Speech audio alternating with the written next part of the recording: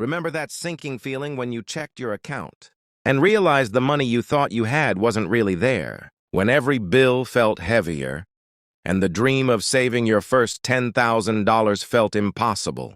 The truth is, the first $10,000 isn't about math, it's about psychology. Because before your wallet changes, your mind has to. Let's be honest, most people never hit that first 10K.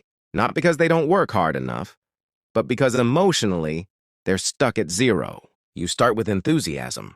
You save for a week, then an emergency hits. You try again, but something inside whispers, "You'll never have enough." That whisper isn't laziness, it's conditioning. You might have grown up hearing, "Money doesn't grow on trees," or "People like us just get by." Those phrases became your financial DNA. Every dollar feels like a fight. You question your worth. You compare yourself to others who seem ahead, and your brain, wired for survival, keeps you in scarcity mode. But here's what no one tells you. That emotional tug of war is the journey to your first $10,000. Before we go deeper, pause for a second.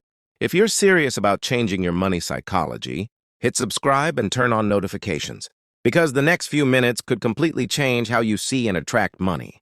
Let's map your emotional journey to the first 10K. Stage 1, $1,000, hope. At 1,000, something clicks. It's small, but it's yours. You realize, wait, maybe I can do this. That first 1,000 is hope in physical form. You begin to trust yourself with money. But fear still whispers, don't lose it.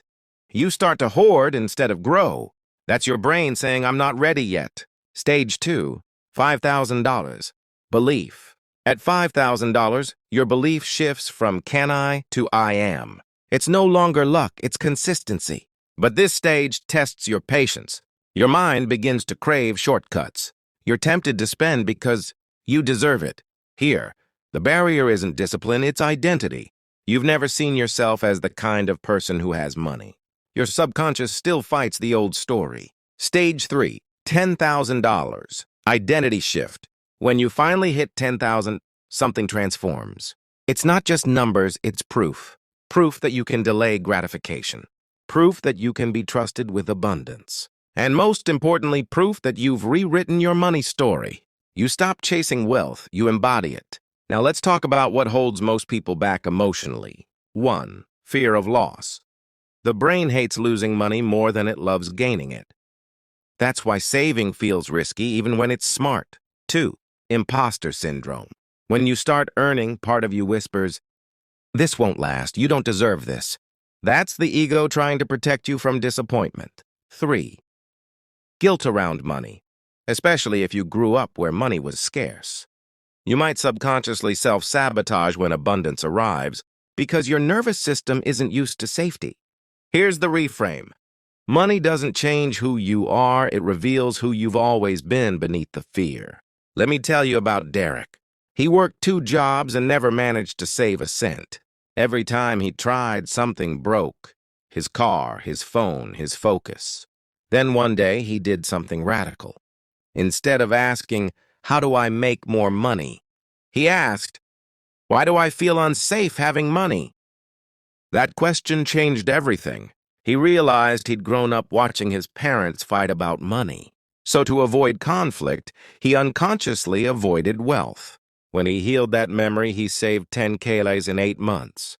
The moment he hit that number, he said something I'll never forget. The money wasn't the reward, peace was. If Derek's story resonates with you, pause this video and write in the comments. My first 10K starts today. Not as a wish, but as a declaration. And don't forget to like this video if you're ready to rewrite your financial story. Let's talk about how to actually get there psychologically and practically. Step 1. Rewire your identity. Every morning say, I'm someone who handles money with confidence. Your brain needs evidence, feed it new beliefs. Step 2. Create emotional safety around money. Stop calling it hard. Money flows where it feels respected. Track your wins, not just your expenses. When you save $10, celebrate it. When you resist impulse buying, thank yourself. Step 3. Turn emotion into system. Automate your savings. Don't let emotion decide, let structure guide. This rewires the brain for consistency. Step 4. Visualize the end state. Imagine yourself checking your account and seeing that $10,000. Feel the calm in your chest, the pride, the freedom. Hold that image every day. Your subconscious can't resist what it vividly believes. Step 5. Forgive your financial past. You can't attract abundance while judging the person who made mistakes. Forgive the version of you that didn't know better. She's the reason you're here today. Now imagine this moment. You wake up one morning, check your account, and there it is, $10,000. You don't jump up screaming. You just breathe. Because you realize you're not chasing survival anymore. You've built peace. That's the real transformation. Money didn't give you power. It revealed the power you always had. The first $10,000 isn't about numbers. It's about becoming the kind of person who trusts their mind, their habits, and their worth.